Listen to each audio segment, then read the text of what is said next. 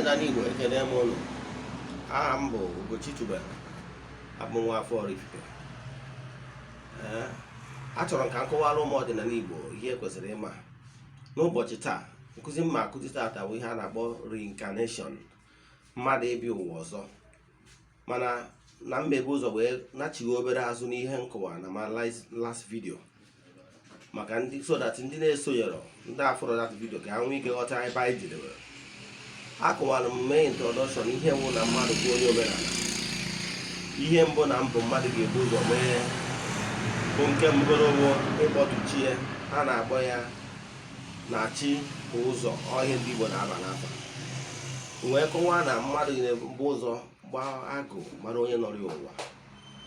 Mgbe onye a mechara nke a, onye a nọrọ ụwa, onye awụchi ụwa gị, onye anọ ka the closest being to you.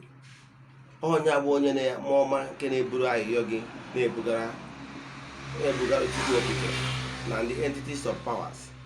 Onye ọwụ onye maara ụzọ na mmụọ, mara ebe a ya asọmiti ya petition ka enwee ike zaa ekpere gị. Maka ihe na-eto site na mmụọ ka o site na mmadụ. Onye anwa bụ ya closest being, bụ onye ị ga na-emeta ọfụma. Ọ nọ ka mmụọ ofu atụ. Ọ bụrụ na ị nwere enyi, anyị niile nọ n'ụwa nwere enyi. Onye ahụ bụ enyi gị, ihe ị ga-eji mara ị nwere ezigbo enyi bụ na onye ahụ bụ enyi gị bụ onye ka na-agbara gị mbọ. Onye ahụ bụ enyi gị, example, etu a mbụ Ugochitubelu, ezigbote enyi nwoke mụ na ya dị ka mma ọfụma. Ọ bụrụ na o nwere ka mmadụ si wee wetara ya complain na mmejọrọ ya, ihe ezigbo enyi m anwa ga-eme bụ ịgwa onye anwa no na ya bụ Ugochitubelu, na ọ bụrụ na o mejọrọ gị, ọ bụrụ na amaghị ama, na ọ ma akpacha anya wee mejọọ gị. Site n'ikwu nke a, onye anwa obi ya ga-adajụ, iwe anwa obi n'obi ga-adajụ. Ọ bụ nya bụ na m nwere ezigbo enyi. Mana ọ bụrụ na m enweghị ezigbo enyi, ọ ga-asị na ọ gbasara ya. Mgbe o kwuru nke a, iwe onye anwa weta complain a ga-adị ọkụ nke ukwuu na ebe nọ. Ọ ga-eme onye anwa ogbuo ka o si wee seri aka. So mana etu a ka ọ dị na ebe anyị na mmụọ nọ. Onye nọ n'anya ụwa wuchi anyị, ọ bụrụ na anyị na ya dị na mma nke ukwuu, ọ ga na-ekwuru anyị ọrụ na mmụọ. O nwegoro ka anyị si wee gaghị ụzọ ma o mejọ mmadụ na-amaghị ama, chi anyị ga-asị mba na onye a kpachaghị anya wee mee ihe a, ma ọ bụ na onye a emeghị ihe dị etu a. Etu a ka chi mmadụ si ekwuru mmadụ ọnụ. So ihe ọ pụtara bụ ịmara etu anwa isi eme difference n'elu ụwa na mmadụ, etu a ka ị ga-esi eme difference na mmụọ gị na chi ga-adị na mma. Etu ahụ isi abụ gị na enyi gị jee n'ebe nna aṅụ ma ya rie ṅụọ. Etu a ka gị na chi kwesịrị ịdị, ka chi gị wee na-agbara ya ọgụ na mmadụ maka mmụọ. N'ihe m kọwara ụbọchị ahụ, akọwara nsị na ọ bụrụ na mmadụ agbara afa, n'ọsọ ịgba afa ahụ ka mmadụ eji mata onye nọ n'ụwa. Mana ọ bụrụ na ị gbabeghị, ọ ma anaghị ime ọdịnala, ihe ị ga-eme bụ iruo, o nwere indirect name eji akpọtu mmadụ ji akọmunicate to chi ya, bụ ịpụtasị chi onye ụwa m akpọkuo gị, interact with chi onye ụwa gị. Mana ana m achịkwa ndị mmadụ ihe nkọwa n'ụbọchị ahụ awụ learn how to face the east. Maka na east wụ ọwụwa anyanwụ. East anyanwụ bụ ihe na-energize the entire creation. Anyanwụ bụ ihe na-energize the entire creation. So maka ihe ị ga-ene anya ihu na anyanwụ. Ọ bụrụ na ị nọ n'ime ụlọ gị, locate ebe with east, face the east. Why pray? It help your prayer. Then wee kwuchi ụbọchị ahụ wee kọwaa uru ọ bara ibi mata onye bụ chi ya. Then ịmata onye bụ chi gị anwa, ma ị weda ma ịgbaga afọ agụ, afọ onye ụwa, ịmara onye bụ chi gị, ma ọ na ịgbabeghị. Ọ bụrụ na ịgbabeghị, were chi ụwa m, chi onye ụwa m wee na-akpọ ya. Mana ọ bụrụ na ịgbaga afọ agụ wee mata afọ ya, ị kpọọ ya na uche afọ ya, ọ dị very effective. Then wee batazie n'ihe m chọrọ ịkọwa n'ụbọchị taa bụ ihe gbasara reincarnation. Kedu ihe bụ reincarnation? Reincarnation bụ ọbịbịa mmadụ na-abịa n'elu ụwa. Mmadụ na-abịa n'ụwa ugboro kwuru ugboro in search of perfection. mgbe ọ bụrụ na mmadụ bịa zuo ugboro one enyere pamit ịbịa, ọ bụrụ ihe enyere onye a ka enyere onye a, maka ihi na ọrụ anyị n'elu ụwa dị iche iche. Mgbe ọ bụrụ na mmadụ bịagoro in search of perfection wee perfect ya ọfụma, onye ahụ wee sonye na ndị a na-akpọ ndị ichie. Ndị ichie a bụ entities of powers that is higher than ordinary guardian angel. Ọ bụgoro na mindset of ndị ụka ọbịa, ị ga-afụ na enwere angel, nwee archangels, nwee elders, nwee 24 elders, nwee 9 choirs of angels. Ihe niile abụ entities of powers in the spiritual world. Then mana na Odinana concept, enwere ndị ozi, ndị wuchi anyị, then nwezie ndị ichie, ezumezu mmụọ dị iche iche, ndị na-awụ ihe na-awụ hierarchy etu o si wee dị. Now ọ bụrụ na mmadụ bịa n'ụwa bịa, o nwere ike onwe ebe o riri mperi, enyekwa ya anọda ohere ka ọ bịakwa ọzọ. O nwere ebe onye a ebezie, onye a ma chọzie ọfụma to the level a akpọ ya na onye nsọ, ọ nọrọzie n'otu ndị ichie. Otu ndị ichie abụ higher opportunity, ọ nọ na level of decision makers. So mana ihe na-achịkọwa tata bụ gbasara ihe bụ reincarnation.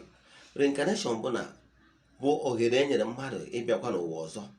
O nwere ndị mmadụ, enwere ihe ịrịba ama gosiri na reincarnation bụ real, mma na-akọwa ya nwayọ nwayọ.